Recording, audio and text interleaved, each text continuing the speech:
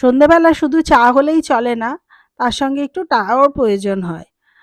আজকে আমি তাই জন্য বানিয়ে ফেললাম ভেটকি মাছ দিয়ে ফিশ ফ্রাই। মাছটা ফিলে কেটে নিয়ে এসেছিল বাজার থেকেই, আর মশলা টশলা মাখিয়ে আমি আর আমার মা আমাকে হেল্প করেছিল।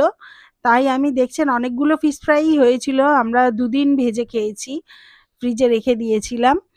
আর আমার ভিডিওটা আপনাদের ভালো লেগে থাকলে আপনারা লাইক শেয়ার করবেন এবং আমার চ্যানেলটাকে অবশ্যই সাবস্ক্রাইব করবেন। আর যদি বড় ভিডিও দেখতে চান তাহলে আমাকে কমেন্ট করে জানাবেন, তাহলে আমি বড় ভিডিও ছাড়বো। আর দেখুন আমি ফিশ ফ্রাইটাকে তেলে দিয়ে দিয়েছি, আর কয়েকটা ভাজাও হয়ে গেছে। খেতে খুবই ভালো হয়েছিল। দোকানের ফিশ ফ্রাই থেকে ঘরের ফিশ ফ্রাই দারুণ টেস্ট হয়। তাই আমরা বাড়িতে বানানো, আমি সবসময় বাড়িতেই তৈরি করি ফিশ ফ্রাই, দোকান থেকে কিনে এনে খাই না। দেখুন ফিশ ফ্রাইটা ভাজা হয়ে গেছে, সার্ভ